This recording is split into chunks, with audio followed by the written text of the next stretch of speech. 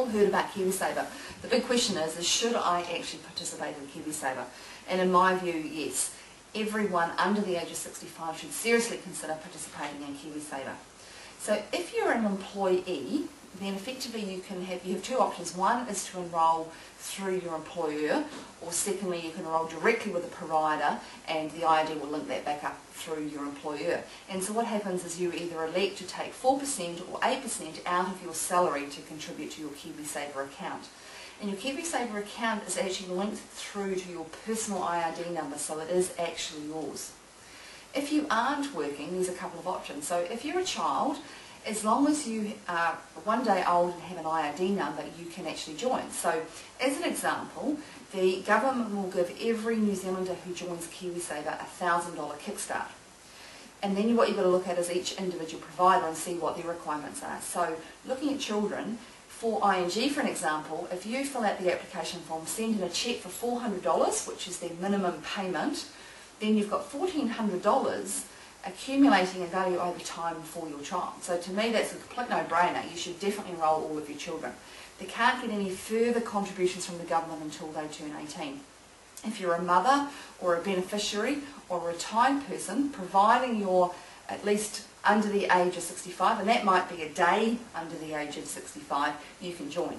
And so how it works for you is that as long as you contribute a minimum of $20 a week, which is around about just under $87 a month, the government will also contribute the same amount. So effectively, you've got 100% return on your money, plus the government also gives you that $1,000 kickstart.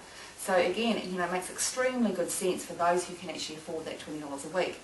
A point of note on those getting close to retirement or close to 65, the government will actually contribute for a maximum of 5 years. So if you, for instance, are only a few days before 65, you're still eligible, and you can actually get that $20 a week contribution from the government for a maximum of 5 years, providing you also meet that same amount.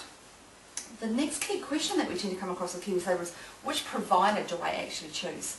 You don't necessarily have to choose one, but I think it's smart to choose one. So if you don't choose one, effectively what happens is the government has decided on 6 main providers, and they will automatically put you into one of those six default providers just in a rotational sort of basis.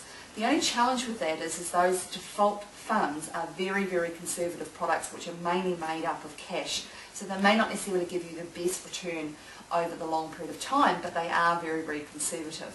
So what you need to do is probably just do a little bit of research on the sort of provider you want to use. In my opinion, there's not a lot of difference between all of them. The key thing is really about getting started. And also remember that if you decide to change your provider, you can do so at any time. The next question we come across is fees. Should I be concerned about fees? And I think you'll find that there's not a lot of difference between all of the providers with their fees. And it's a competitive world, and so I don't think I would be getting too concerned about the type of fees that are linked to the actual products. It's more about the provider. Is it safe?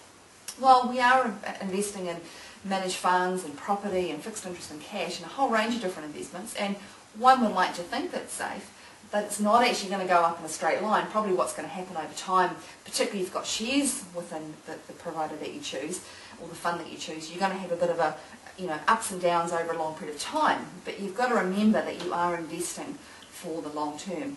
And let's face it, if it's not safe and there are problems, there's going to be some quite significant repercussions. So my feeling is it's no problem, but there may be some years that the fund actually goes down. The next thing that's often talked about is what happens if the government changes. I personally don't think that's too much of an issue. I think New Zealand's pretty committed to a superannuation savings product for New Zealanders. One's got to wonder whether it's going to be compulsory in the future. And my personal belief is that we're going to have KiwiSaver for the long term. There might be a few tweaks to it, a couple of different renditions over the years, but I'm pretty confident that we're going to have KiwiSaver for the long term. So in summary, I think KiwiSaver is a fantastic thing. If you need some further information, because we've just gone through a bit of an overview, there's a couple of websites we look at, which is kiwisaver.gov.nz. There's the Sorted website, and there's also Mary Holmes' book, which you'll find in most bookstores on KiwiSaver to get more detailed information.